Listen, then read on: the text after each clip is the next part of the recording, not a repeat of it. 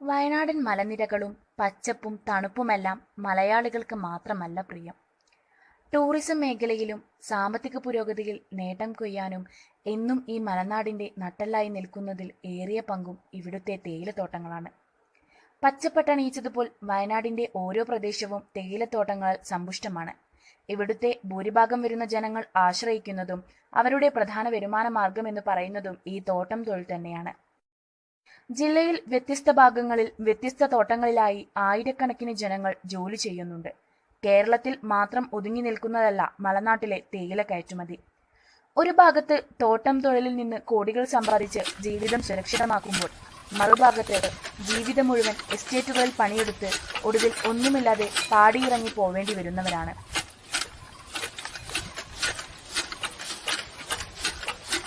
1945-55 കാലഘട്ടത്തിലാണ് മൂപ്പനാട് പഞ്ചായത്തിൽ ബ്രിട്ടീഷുകാർ തോട്ടം തൊഴിലാളികൾക്കായി 6 പടികൾ നിർമ്മിച്ചത്. വർഷങ്ങൾക്കിപ്പുറം പുരോഗമനങ്ങളേറെ സംഭവിച്ചിട്ടും ഇന്നും പ്രത്യക്ഷമായോ പരോക്ഷമായോ യാതൊരു മാറ്റവും സംഭവിച്ചിട്ടില്ലാത്ത ഒരേയൊരു മേഖല തോട്ടം തൊഴിൽ മേഖല തന്നെയാണ്. ജീവിതത്തിന്റെ നല്ല പകുതിയും ഇവിടുത്തെ തേയിലത്തോട്ടങ്ങളിൽ പകലന്തിയോളം പണിയെടുത്ത് അവസാനം ഒന്നുമില്ലാതെ പടിയിറങ്ങിപ്പോകുന്നു. തുച്ഛമായ വേതനത്തിനാണ് ഇവിടുത്തെ ഓരോരുത്തരും പണിയെടുക്കുന്നത്.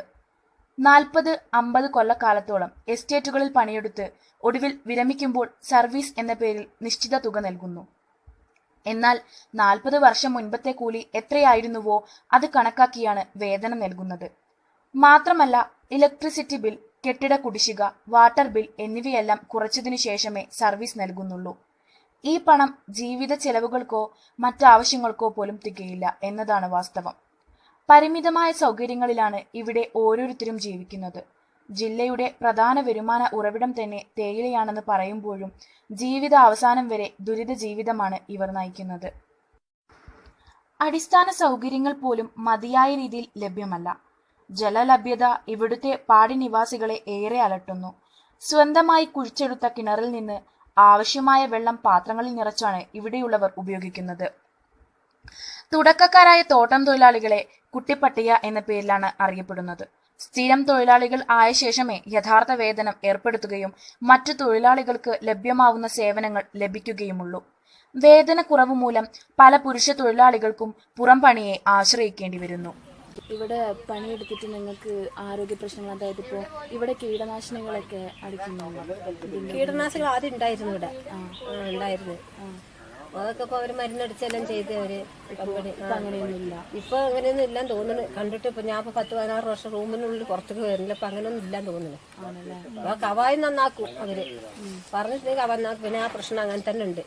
എന്നറിയാ കവായൊക്കെ ഇങ്ങനെ കൊട്ടി എല്ലാ റൂമുകളൊക്കെ പൊട്ടി പൊളിഞ്ഞതാ, അതെല്ലാം പോയതാ. പിന്നെ നിങ്ങളുടെ ദിവസ വരുമാനമൊക്കെ എങ്ങനെയാ?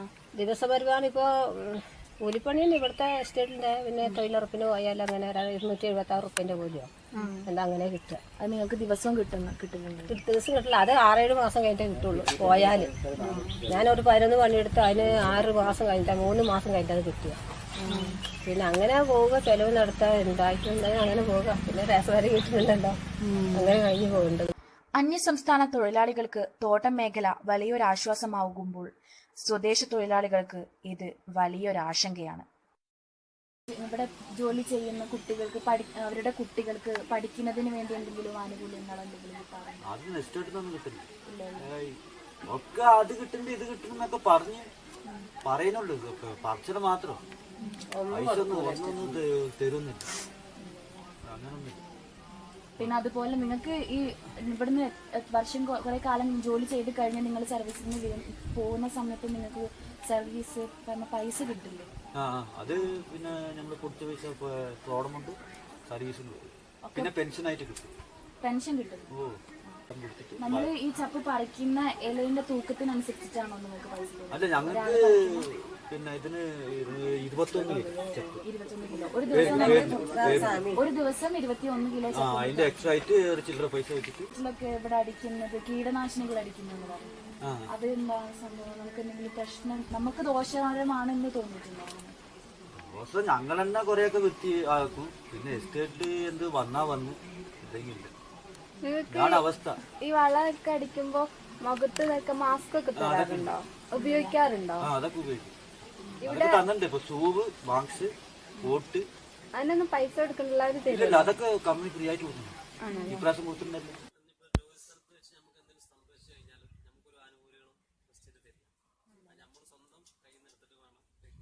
ഇല്ല അത് പറ്റിക്കഴിഞ്ഞാൽ പണിസ്ഥലത്ത് നിന്ന് പറ്റിക്കഴിഞ്ഞാൽ ഒരു ഇൻഷൂർ അവർ കൊടുക്കുന്നു. അത് പണിസ്ഥലത്ത് നിന്ന് മരണപ്പെട്ടു.